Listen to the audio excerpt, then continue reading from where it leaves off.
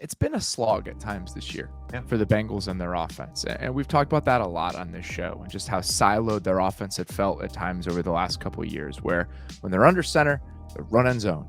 And when they're in the shotgun, they're throwing the ball. That's kind of what it felt like for a while.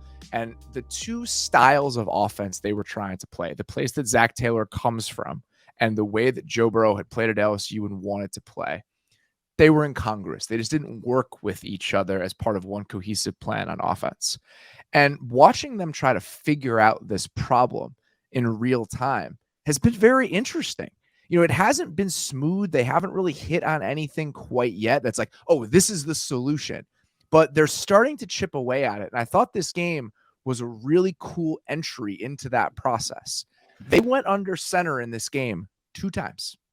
2. One was a quarterback sneak on 2nd and 1, which I didn't really understand, but they did it. So, and they got the first did down. a nice job with it. I mean, he got it through there. Congratulations, guys. Yeah. That's well done. Yeah. And then it was a kneel down at the end of the game. And so what they were doing in this really shotgun only world is how they were operating throughout this entire game, is that they were using more RPOs than I've ever seen them use in the past. It's always been a part of their offense, but talking to some people this morning, they are leaning into it more than they had in the past. And I think this does 2 different things. One, it allows you to run or throw into advantageous looks. So you're putting more onto Burrow's shoulders as a pre-snap operator, which he's pretty good at. Like if you're allowing him to play point guard in those situations, I think that's a good use of his skill set. You're removing that siloing from the equation.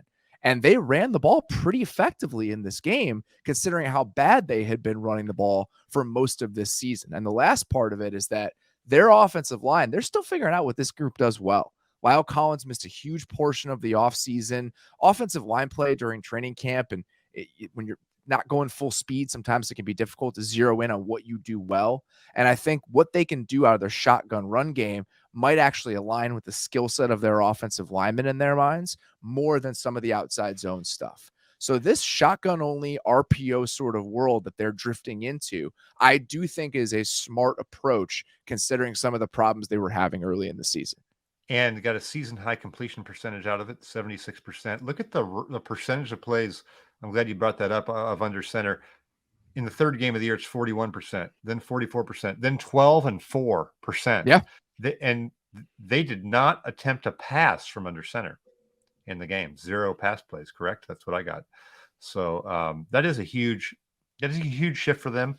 Seemed to work for them. Joe Burrow's comfortable with that, right? Yeah. And I also just think that Nate and I talked about this, and this is just pop psychology nonsense, but there are times when I think him living in this world where he's facing as much cover 2 as any quarterback in the league, essentially, and teams are forcing him to check it down, he can get a little bored. It does feel like that. And now by giving him so much to do, you're almost removing the threat of boredom from the process. He's not just checking it down. He's having to make these decisions and really be in control of the offense.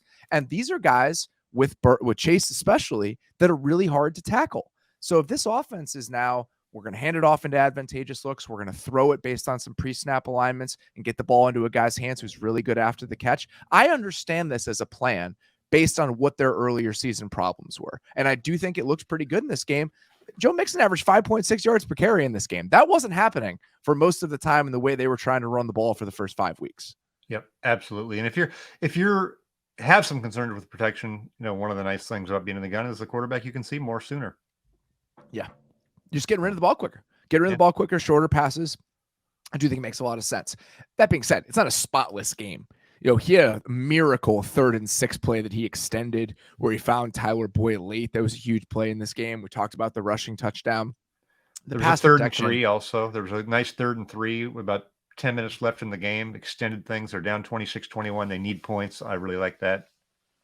Yeah, that's excuse me, 5-4-3. That was the play I was talking about. It was 3rd and 3, not 3rd and 10. It was that miracle scramble where he lost Pete Werner in the hole and then found Boyd for that huge play. So there are several of those, and the offensive line is still going to be a work in progress. They haven't played great this season, but I do think that they're chipping away at answers to some of those issues that were facing them for the first month and even for long stretches of last season.